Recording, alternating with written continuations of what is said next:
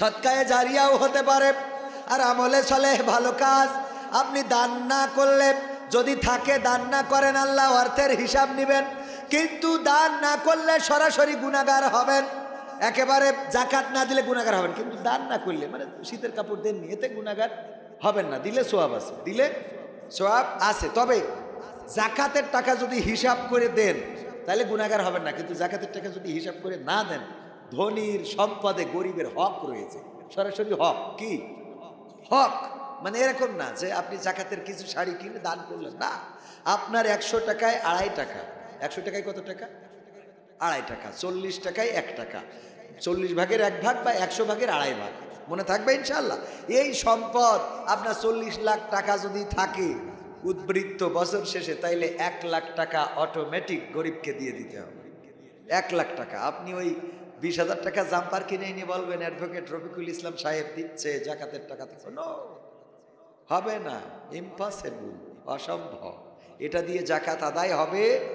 আবার ওই জাকাতের টাকা দিয়ে আপনি জাম্পার কিনে, কম্বল কিনে, চাদর কিনেও দিতে পারবেন।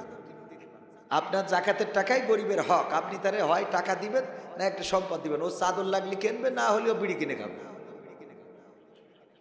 কি ও যেটা জরুরি সেটা করবে, ঠিক না বেঠিক? চাদর কম্বল আছে, আপনি আবার গরিব মানুষ দেখি কম্বল দিচ্ছে, ও তো কম্বলের দরকার, এরকম আছে না? সকালবেলা বিড়ি না খাইলে টয়লেট হয় না, অনেকেই আছে। হ্যাঁ, তো এই জন্যই, তার অর্থ এই না যে আবার জাকাতের টাকাতে বিড়ি কিনে খাবা। এই ইউটিউবাররা তো কত মুরব্বী আমাদের মাঝে আছে, তারাও একদিন আমাদের মতো যুবক ছিলেন, আমাদের থেকে আরো কিশোর ছিলেন, তরুণ ছিলেন, শিশু ছিলেন, কালের পরিক্রমায় আজকে এই পর্যন্ত এসেছেন। আবার একদিন সময় শেষে আল্লাহর কাছে ফিরে যাওয়া লাগবে, এই পৃথিবী ছেড়ে চলে যেতে হবে।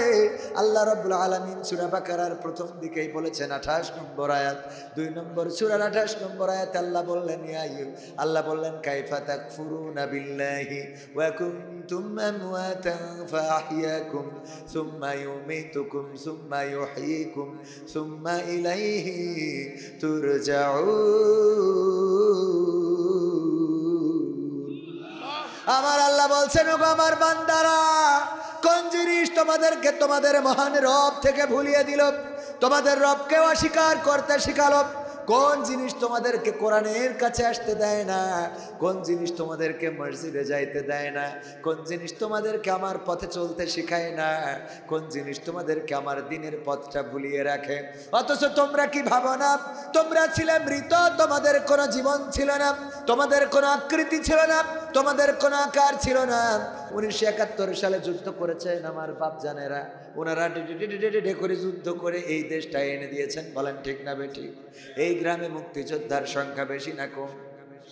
5 জন, 5-7 জন, 10 জন আছে।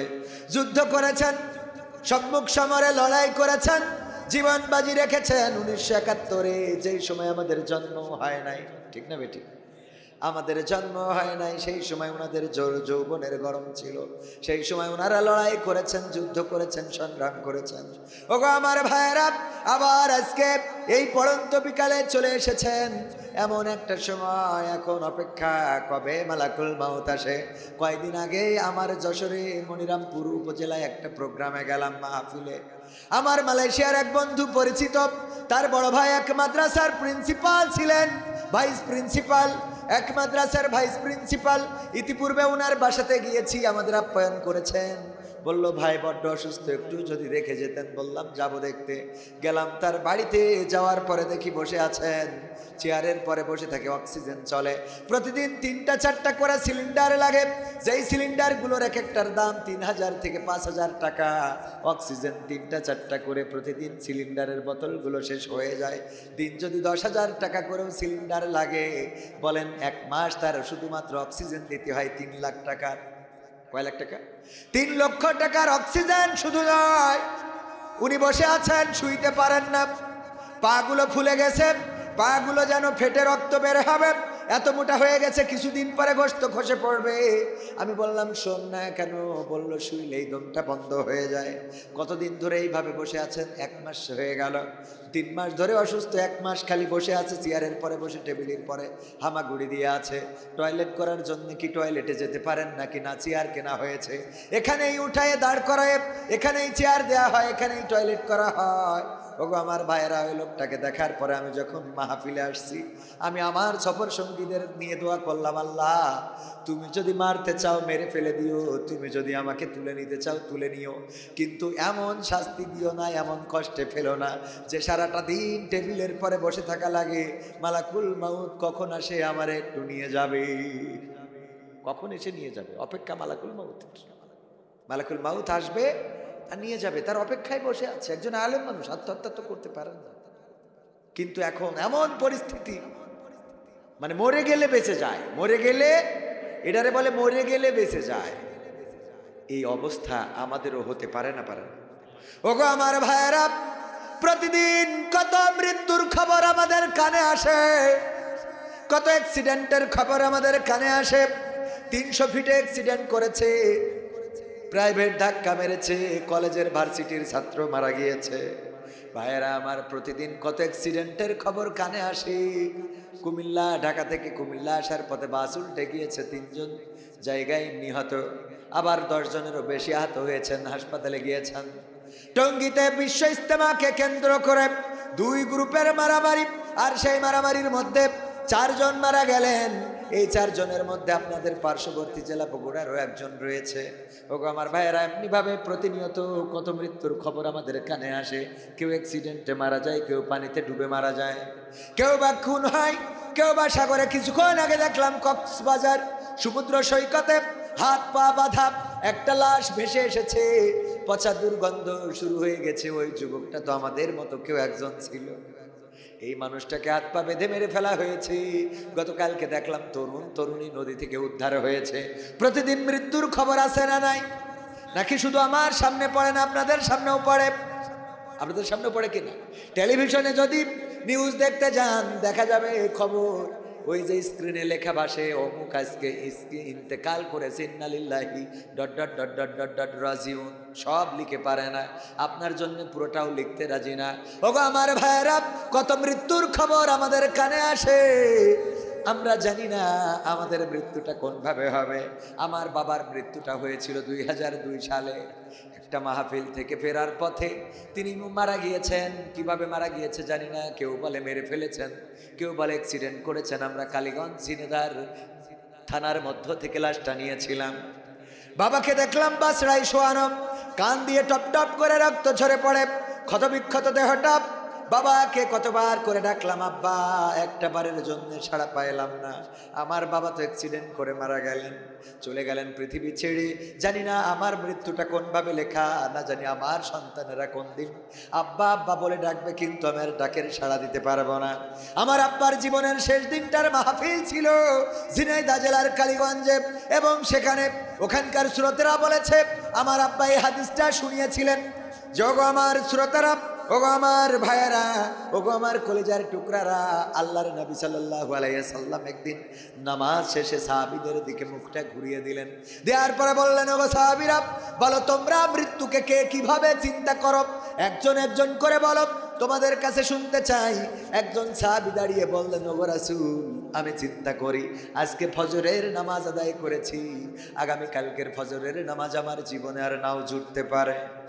আল্লাহর নবী বললেন, তুমি তো দুনিয়াদার মানুষ, তোমার দুনিয়ার চিন্তা বেশি। আরেকজন বলো দেখি, কোন সাহাবী আছো বলতে চাও?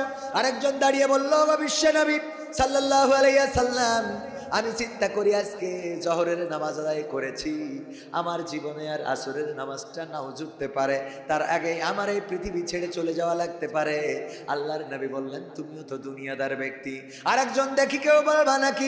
আরেকজন দাঁড়িয়ে বললেন, ওগো বিশ্ব নবী সাল্লাল্লাহু আলাইহি সাল্লাম, আমি মৃত্যুকে এমন চিন্তা করি, মাগরিবের ফরজ নামাজ আদায় করেছি, আমার কপালে বাকি 2 রাকাত সুন্নাত নামাজ আর পড়া নাও হতে পারে। আল্লাহর নবী বললেন, তুমিও তো দুনিয়াদার। ওগো আমার সাহাবীরা, তোমরা এমন চিন্তা কেন করো না?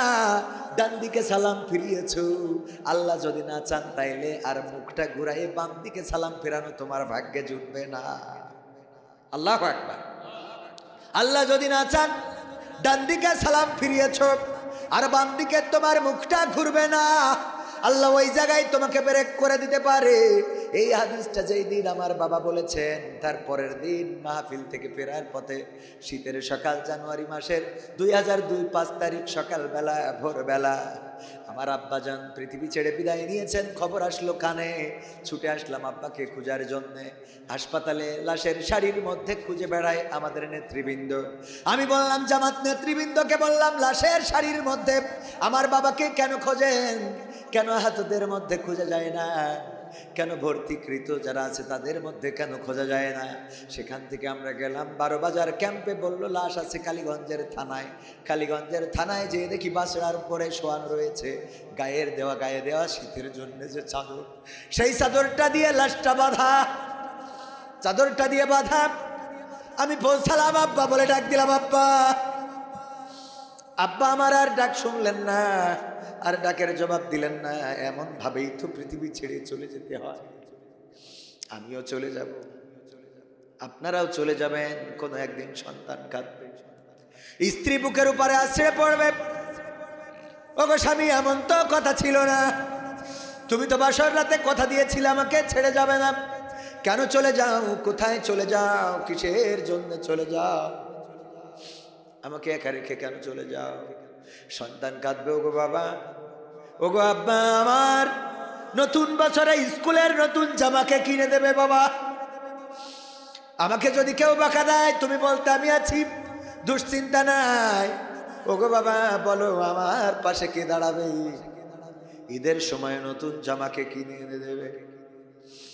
ঈদের দিন আসবে কিন্তু বাবা, কত সন্তান এখন বলে মানুষের ঈদ হয়, ঈদের আনন্দ হয়, কিন্তু আমাদের ঈদ হয় বাবার কবরের কাছে যেয়ে, কবর জিয়ারতের মধ্য দিয়ে। ওগো আমার ভাইয়েরা, এই দুনিয়া ছেড়ে চলে যেতে হবে, কবরের পাড়ি জমাতে হবে। এখানে বানিয়াবাহু রসুলপুর কবর স্থানের উদ্যোগে ওই কবরবাসী যারা আছে ওদের তো ক্ষমতা নাই এই মাহফিলের আয়োজন করবে কিংবা এই মাহফিলে এসে বসে শুনবে।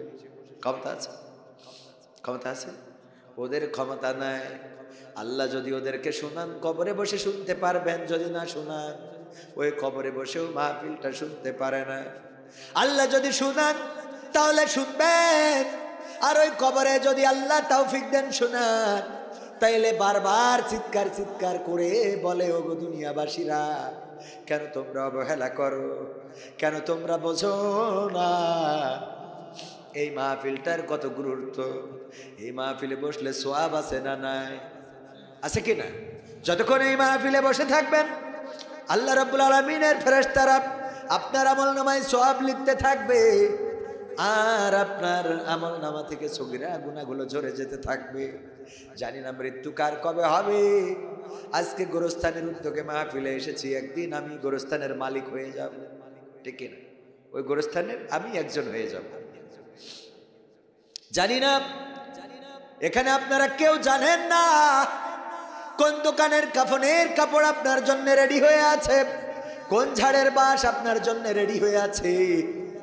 আমি মাঝে মাঝে মসজিদে যাই আর খাটিয়ার দিকে তাকাই, আহারে খাটিয়া, তোমাতেই চড়েই তো আমার চাচা গিয়েছে, তোমার যাত্রী হয়ে তো আমার বাবা গিয়েছে, তোমার যাত্রী হয়ে আমার দাদা গিয়েছে, আবার তোমার যাত্রী হওয়ার জন্য কে না জানি অপেক্ষায়, আর তুমি না জানি কার অপেক্ষায়। খাটিয়া যেন ডাক দিয়ে বলে, আল্লাহর বান্দা, ওগো কবির বিন সামাদ তৈরি হয়ে যাও, এবারের পালাটা তোমার হয়ে যেতে পারে। ঠিক না ভাই? ঠিক। এবারের পালাটা তোমার হয়ে যেতে পারে। আমি আমার ভাইদেরকে বলি, ওগো আমার ভাইয়েরা, আল্লাহ রাসূল সাল্লাল্লাহু আলাইহি সাল্লাম বললেন, আমি তোমাদের কবর জিয়ারতের জন্য নিষেধ করতাম, কিন্তু নিষেধ করলাম না, কবর জিয়ারতের অনুমতি দিলাম এই জন্যে যাতে তোমরা কবরের কাছে দাঁড়াইলে অন্তত একটু মৃত্যুর কথা চিন্তা হয়, অন্তত একটু কবরের কথা চিন্তা হয়। দাদা গেল, বাবা গেল, আপনজন চলে গেল, আরে সবাই তো যার যার মতো করে চলে যায়, সবাই চলে যায়, এক এক করে চলে যায়, আমাদের জন্য রেখে যায়, আমরাও থাকবো নাকি? না থাকবো না। ওই কবরবাসী চিন্তা করে, আহারে আজকে যদি দুনিয়ায় থাকতাম তাইলে এই মাহফিল বন্ধ করতাম না, এই মাহফিলে বসা বন্ধ করতাম না।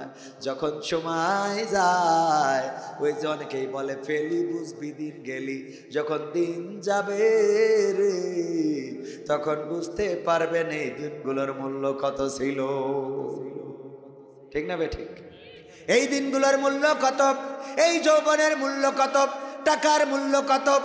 অনেক ফকিরকে আমি সাক্ষাৎকার নেওয়ার চেষ্টা করেছি। আপনি ফকির হয়েছেন কেন? শুনেছি যৌবনকালের গুরুত্ব দেয় নাই, সময়টাকে মূল্যায়ন করে নাই। যখন টাকা ইনকাম করেছে তখন 2 হাতে খরচ করেছে। 300 টাকা ইনকাম করলে 400 টাকা খরচ করেছে। আর এই খরচ করার কারণে, ওই টাকার মূল্যায়ন না করার কারণে বার্ধক্যে যে ভিক্ষে করে খাওয়া লাগে, এমন অসংখ্য ফকিরের আমি প্রমাণ পেয়েছি। আপনারাও খোঁজ নিয়ে রাখবেন। আবার অনেক দিন আনে দিন খাই, অথবা খাওয়া জোটে না, গরিব মানুষ, পয়সা নাই, খাবার নাই। দেখবেন গ্রামের মধ্যে তারা সময়টাকে গুরুত্ব দেওয়ার কারণে তারাই এক সময় বড় লোক হয়ে গেছে, অনেক টাকার মালিক হয়েছে, গাড়ির মালিক হয়েছে, বাড়ির মালিক হয়েছে। অথচ এমনও দেখা যায় যে এই বাড়ির মায়েন্দার জায়গির থাকে, ওই বাড়ির জায়গির কোটিপতি হয়ে গেছে, আর যেই বাড়ি থাকতো সে ভিক্ষার থলি নিয়ে ঘুরে বেড়ায়। আছে না নাই? ঠিক বললাম না ভাই? ঠিক বললাম। কারণ কি? কারণ ওই যে সময়টাকে গুরুত্ব দেয় নাই। সুতরাং এই সময়টাকে গুরুত্ব দিতে, ওরে মরলে মানুষ দাম বাড়ে তার, ওরে মরলে মানুষ দাম বাড়ে তার, বাঁচতে অবহেলা। দুনিয়ার এই রং বাজারে এটা কেমন খেলা দয়াল, দুনিয়ার এই রং বাজারে এটা কেমন খেলা, দুনিয়ার এই রং বাজারে এটা কেমন খেলা দয়াল, দুনিয়ার এই রং বাজারে এটা কেমন খেলা। বাঁচতে মানুষ কেউ বলে না লোকটা বড় ভালো, মরলে বলে তার মারাতে বড় ক্ষতি হলো দয়াল, বড় ক্ষতি হলো। বাঁচতে মানুষ কেউ বলে না লোকটা বড় ভালো, মরলে বলে তার মারাতে বড় ক্ষতি হলো দয়াল, বড় ক্ষতি হলো। ওরে দেখতে আসে স্বজন সুজন, ওরে দেখতে আসে স্বজন সুজন, ডোবে যখন বেলা। দুনিয়ার রং বাজারে এটা কেমন খেলা দয়াল, দুনিয়ার রং বাজারে এটা কেমন খেলা, দুনিয়ার রং বাজারে এটা কেমন খেলা দয়াল, দুনিয়ার রং বাজারে এটা কেমন খেলা। ছেঁড়া কাপড় তাও জোটে না পরি কষ্ট করে, ঈদের নামাজ হয় না পড়া, নতুন জামা পরে দয়াল, নতুন জামা পরে। ছেঁড়া কাপড় তাও জোটে না পরি কষ্ট করে, ঈদের নামাজ হয় না পড়া, নতুন জামা পরে দয়াল, নতুন জামা পরে। ওরে নতুন কাপড় জুটবে জানি, ওরে নতুন কাপড় জুটবে জানি, ফুরাইলে বেলা। দুনিয়ার রং বাজারে এটা কেমন খেলা দয়াল, দুনিয়ার রং বাজারে এটা কেমন খেলা, দুনিয়ার রং বাজারে এটা কেমন খেলা দয়াল, দুনিয়ার রং বাজারে এটা কেমন খেলা। ভাঙা ঘরে দিন কেটে যায়, বছর ঘুরে যুগ, এই জীবনে পাইলাম না তো একটু ভাবের সুখ দয়াল, একটু ভাবের সুখ। ভাঙা ঘরে দিন কেটে যায়, বছর ঘুরে যুগ, এই জীবনে পাইলাম না তো একটু ভাবের সুখ দয়াল, একটু ভাবের সুখ। ওরে মরলে আসে ঘর বানাতে, ওরে মরলে আসে ঘর বানাতে, করে না অবহেলা। দুনিয়ার রং বাজারে এটা কেমন খেলা দয়াল, দুনিয়ার রং বাজারে এটা কেমন খেলা, দুনিয়ার এই রং বাজারে এটা কেমন খেলা দয়াল, দুনিয়ার এই রং বাজারে এটা কেমন খেলা। ওরে মরলে মানুষ দাম বাড়ে তার, মরলে মানুষ দাম বাড়ে তার, বাঁচতে অবহেলা। দুনিয়ার এই রং বাজারে এটা কেমন খেলা দয়াল, দুনিয়ার এই রং বাজারে এটা কেমন খেলা। দুনিয়ার এই রং বাজারে এটা কেমন খেলা দয়াল, দুনিয়ার এই রং বাজারে এটা কেমন খেলা। ঠিক না বে ঠিক? মরার পরে দাম বেড়ে যায়। বেঁচে থাকতে যদি একটা পাঞ্জাবির জন্য অ্যাডভোকেটের কাছে যান, বলবে আমার নিজেরই অভাব কাটে না, তোমার দেবো কান্তে। ঠিক না বে ঠিক? উদাহরণ দিলাম, উনি ওইরকম মানুষ না।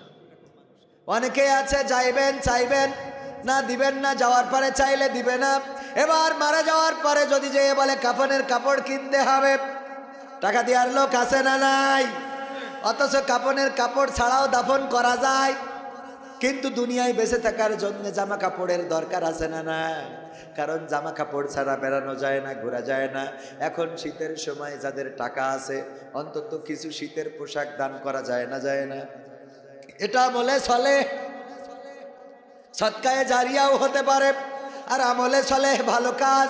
আপনি দান না করলে, যদি থাকে দান না করেন, আল্লাহ অর্থের হিসাব নেবেন। কিন্তু দান না করলে সরাসরি গুনাহগার হবেন।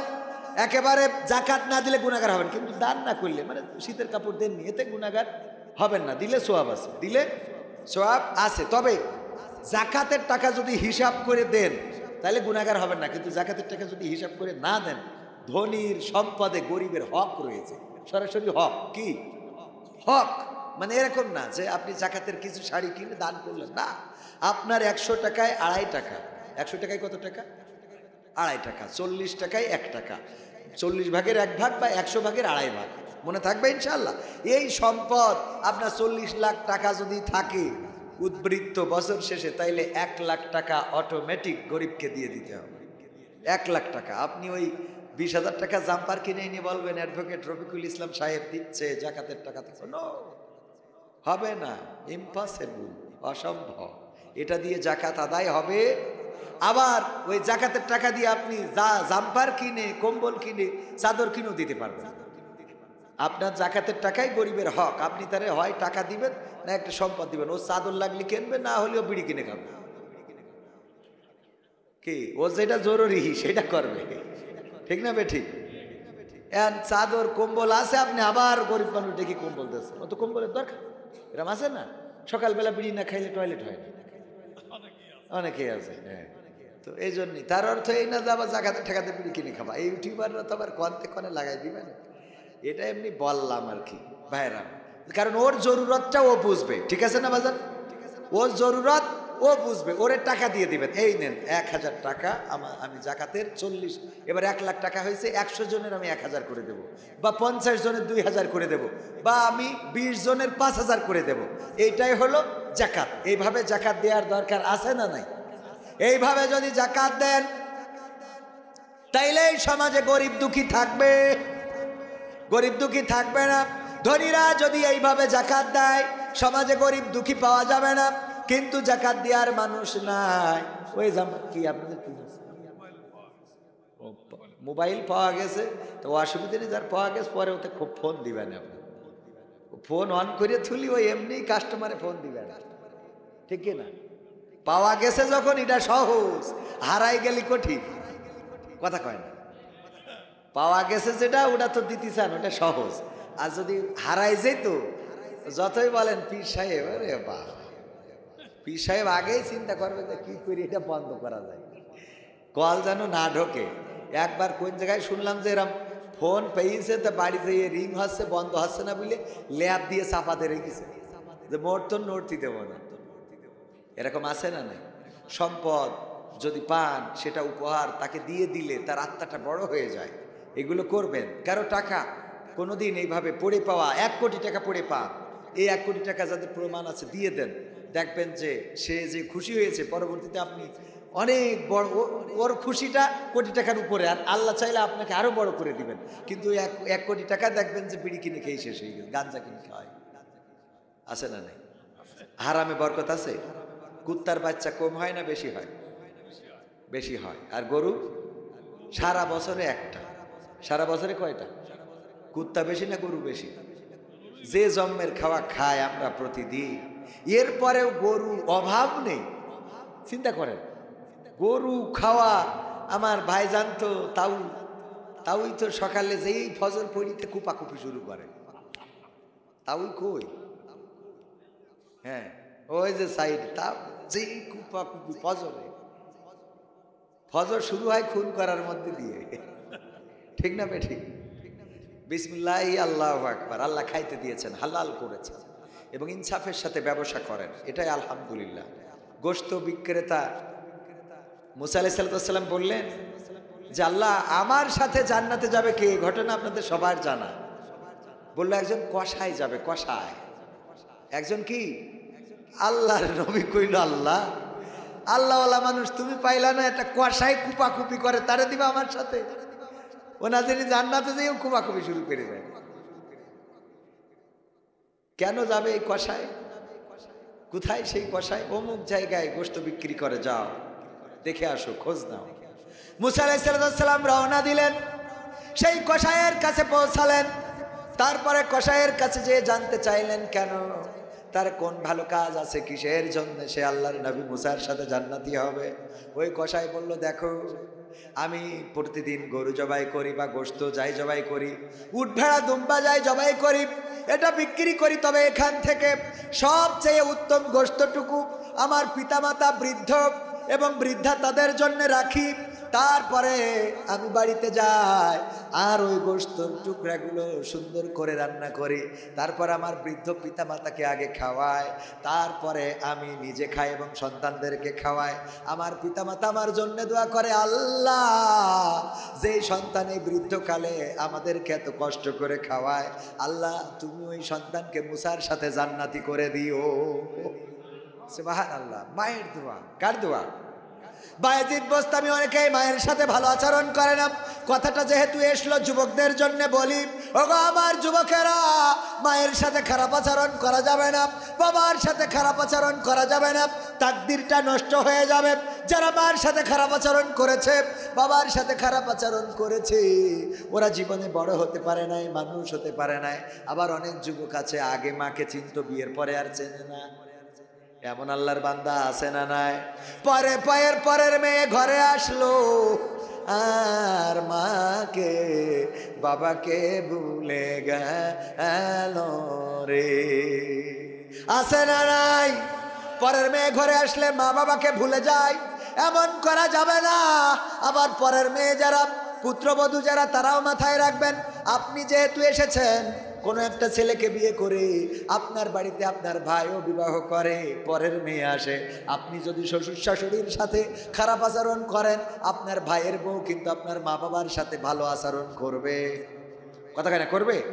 যে যেমন কয়, যে যেমন যদি কেউ ইট মারে তাহলে তার দিকে পাটকেল পড়ে। কি পড়ে? পাটকেল। আমাদের ওইদিকে আঞ্চলিক একটা শব্দ, হ্যাঁ পাটকেল। ইট মারলে পাটকেল খাইতে হয়, এরকম একটা কথা আছে না? বানর, সিন্দাবাদের মনে হয় একটা কাহিনীতে আছে সম্ভবত, যে বানর এক জায়গায় এক দ্বীপের মধ্যে গেল, যাওয়ার পরে দেখে নারকেল গাছে অনেক বানর নারকেল খাবে, কিন্তু বানররা গাছে উঠতে দেয় না। তো কি বুদ্ধি করলো, নারকেল পাড়ার জন্য বানরের দিকে ঢিল ছুটতে লাগলো। তো বানরদেরও মিজাজ খারাপ হয়ে গেছে, আমাদের দিকে ঢিল ছোড়ো, ওরা নারকেল ডাব ছিঁড়ে ছিঁড়ে এদের মারতে লাগে। তো এরা তো চাচ্ছিল এইটা, তার মানে ঢিল দিল, কি পাইলো?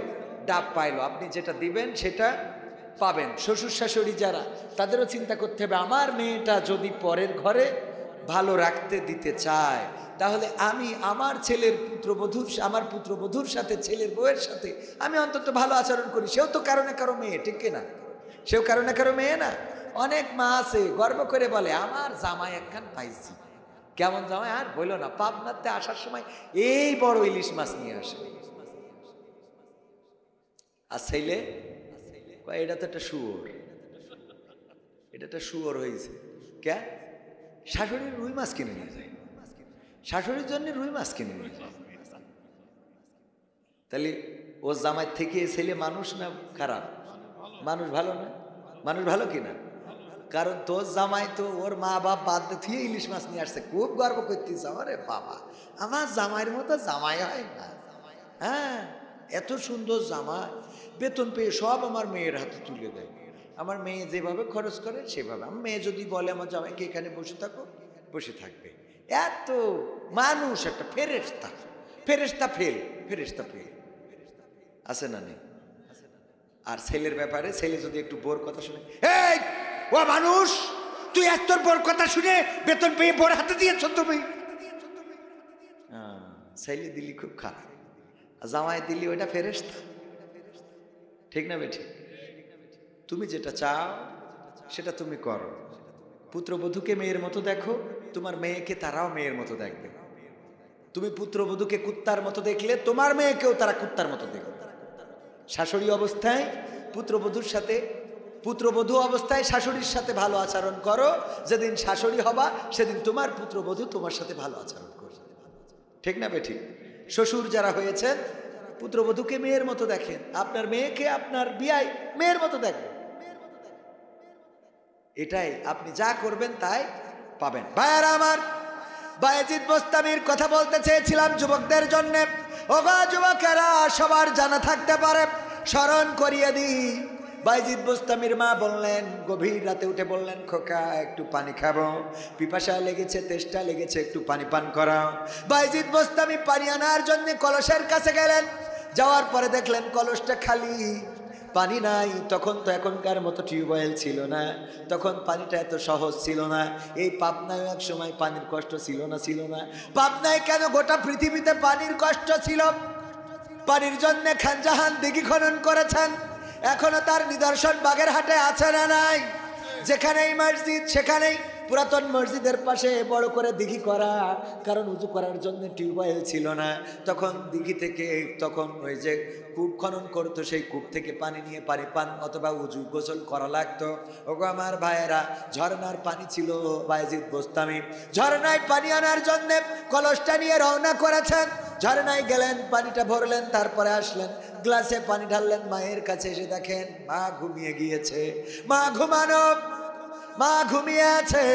বায়েজিদ বোস্তামি পানির গ্লাসটা নিয়ে মাথার কাছে দাঁড়িয়ে রইলেন, মাকে ডাকলেন না, মার ঘুমটাও ভাঙালেন না।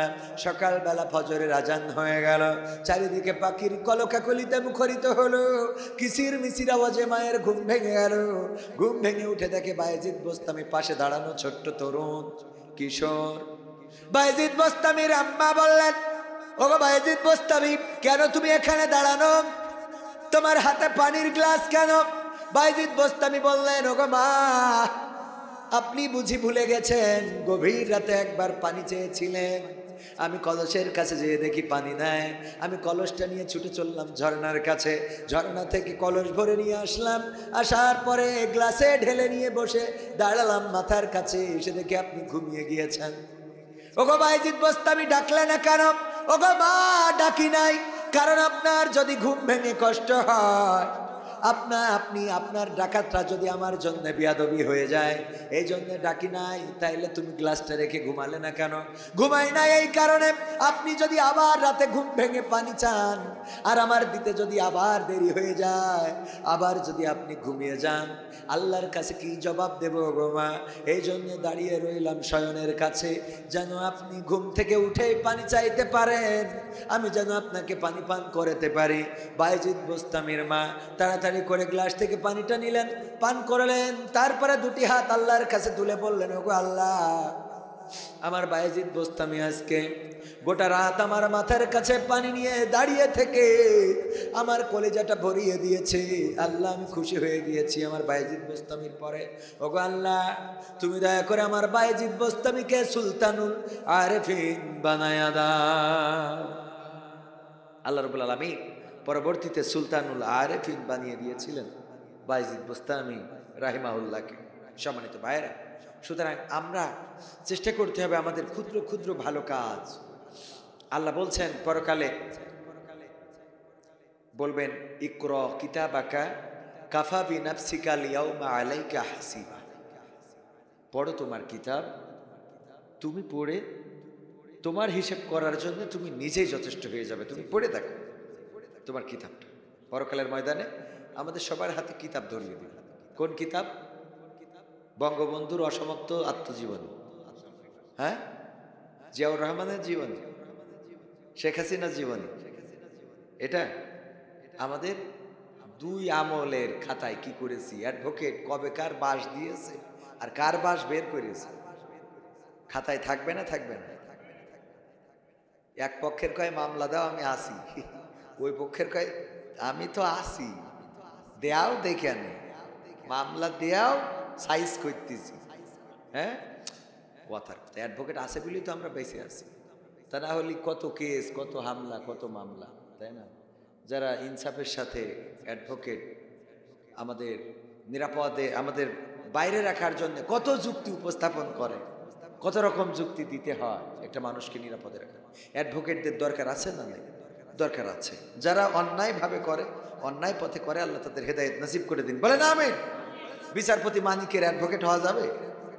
বিসি মিসি নেই, ওর অ্যাডভোকেট হয়েও বালাক, ঠিক না বেঠিক? এদের পক্ষ নিয়ে দাঁড়ানো যাবে না। ওদের পক্ষে শয়তান কে? ওদের পক্ষে কে? যারা সারাটা জীবন মানুষের কষ্ট দিয়েছে, জুলুম করেছে, অন্যায় করেছে, অবিচার করেছে। আমি আপনাদের গ্রামে এসে শুনেছি দলমত নির্বিশেষে সবাই মিলেমিশে ছিলেন, মিলেমিশে আছে। এখানে নাই কোনো দ্বন্দ্ব, নাই কোনো হাঙ্গামা, নাই কোনো গোলমাল, নাই কোনো ফিতনা। এটার দরকার আছে না? নেই। মুসলমানে দ্বন্দ্ব করা চলবে না, সীসা ঢালা প্রাচীর হবে, কখনো তা টলবে না। মুসলমানে দ্বন্দ্ব করা চলবে না, সীসা ঢালা প্রাচীর হবে, কখনো তা টলবে না। তবেই শান্তি পাবে, অশান্তি দূর হবে, তবেই শান্তি পাবে, অশান্তি দূর হবে। কেউ আর মুসলমানের বাজে কথা বলবে না। মুসলমানে দ্বন্দ্ব করা চলবে না, সীসা ঢালা প্রাচীর হবে, কখনো তা টলবে না। কে আওয়ামী, কে বিএনপি, কে জামাত ইসলাম, এটা আমাদের নয় পরিচয়, মুসলিম মোর নাম। কে আওয়ামী, কে বিএনপি, কে জামাত ইসলাম, এটা আমাদের নয় পরিচয়, মুসলিম মোর নাম। একথা মানলে পরে শান্তি আসবে ঘরে, একথা মানলে পরে শান্তি আসবে ঘরে। কেউ আর মুসলমানের বাজে কথা বলবে না। মুসলমানে দ্বন্দ্ব করা চলবে না, সীসা ঢালা প্রাচীর হবে, কখনো তা টলবে না। মুসলমানে দ্বন্দ্ব করা চলবে না, সীসা ঢালা প্রাচীর হবে, কখনো তা টলবে না। মাঝাবের লড়াই যদি চলে, শান্তি আসবে না রে ভাই কোনই কৌশলে। জুবায়ের পন্থী সাদপন্থীর লড়াই যদি চলে, শান্তি আসবে না রে ভাই কোনই কৌশলে। ঐক্যবদ্ধ ভাবে থাকলে শান্তি পাবে, ঐক্যবদ্ধ ভাবে থাকলে শান্তি পাবে, এছাড়া শান্তি পাবার রাস্তা কবু মিলবে না। মুসলমানে দ্বন্দ্ব করা চলবে না, সীসা ঢালা প্রাচীর হবে, কখনো তা টলবে না। ঠিক না বেঠিক? মুসলমান যদি দ্বন্দ্ব না করি, ওই 10 ভাইয়ের একটা উদাহরণ আমাদের ছোটবেলার বইয়ে ছিল, আপনাদের বইয়েও মনে হয় ছিল। সেটা হলো একজন বাবা, 10টা ভাই, তারা সন্তান 10 জন, তাদেরকে ডাকলেন, 10টা লাঠি একসাথে আটি বেঁধে দিলেন, আটি বেঁধে দিয়ে বললেন নাও ভাঙো। মনে আছে আপনাদের? 10 ভাই একজন করে সবাইকে ট্রাই করতে দিল, সবাই ট্রাই করলো, কেউ ভাঙতে পারলো না। পরবর্তীতে এবার মুরব্বী কি করলেন, ওনাদের বাবা কি করলেন, আটিটা খুলে সবার হাতে, 10 ভাইয়ের হাতে একটা একটা করে 10টা লাঠি দিলেন। এবার বললেন ভাঙো। সবাই যখন 4 দিল, মটমট করে ভেঙে গেল। বাবা শিক্ষা দিলেন, ওগো আমার সন্তানেরা, তোমরা 10 জন ভাই যদি ঐক্যবদ্ধ থাকো, তাহলে তোমাদের যেমন এইভাবে ভাঙতে পারোনি তোমরা ওই লাঠিগুলো, ওইভাবে ভাঙতে পারবে না তোমাদেরকে। আর যদি তোমরা বিচ্ছিন্ন হয়ে যাও, তাহলে তোমাদেরকে মটমট করে ভেঙে ফেলবে। 10 জন থেকেও কোনো লাভ হবে? কথা কি বোঝা গেছে? সুতরাং আমরা ঐক্যবদ্ধ থাকব এই সমাজের জন্যে, দিনের জন্যে, ইসলামের জন্যে, কোরআনের জন্যে। আল্লাহ রাব্বুল আলামিন কোরআনে বলে দিয়েছেন, ওয়াতাসিমু বিহাবলিল্লাহি জামিআ ওয়ালা তাফাররাকু, তোমরা সংঘবদ্ধভাবে আল্লাহর রজ্জুকে আঁকড়ে ধরো এবং পরস্পর বিচ্ছিন্ন হইও না। কথাটা কার? কথাটা কার? আল্লাহ বলছেন ঐক্যবদ্ধ হতে, আর আমরা দলে দলে ভাগ করেছি। হেফাজতে ইসলাম, জামাতে ইসলাম, তাবলিগি ইসলাম, চরমনাই ইসলাম, আটরশি ইসলাম, মাইজভান্ডারি ইসলাম, আওয়ামী ইসলাম, বিএনপি ইসলাম, জাসদ ইসলাম, বাসদ ইসলাম, সব ভাগ করে করে এ যেন জাম্পার বানায় ফেলেছি। জাম্পার বোঝেন? শীতের পোশাক। দেখবেন বাচ্চারা শীতের পোশাক যদি শীত বেশি লাগে, হাতা টান দিয়ে ঢুকায় না এর মধ্যে, এরপরে যদি কানে লাগে টান দিয়ে কানের মধ্যে ঢুকায়। যদি বসি থেকে আরো শীত লাগে ঠাস করে এর মধ্যে ঢুকাই দেয়, দিয়ে পুরো গোল হয়ে বসে থাকে। এর নাম কি? জাম্পার। আপনাদের এদিকে কি বলে? ইসলাম কি জাম্পার যে যেখানে যতটুক দরকার তাই নিয়ে নেবেন? এগুলো করা যাবে? যাবে না। মুসলমান, আমি সূরা আল ইমরানের 102 নম্বর আয়াতে কারিমা তেলাওয়াত করেছিলাম, মনে আছে? ইয়া আইয়ুহাল্লাযীনা আমানুত্তাকুল্লাহ হাক্কা তুকাতিহি ওয়া লা তামুতুন্না ইল্লা ওয়া আনতুম বলেন মুসলিমুন।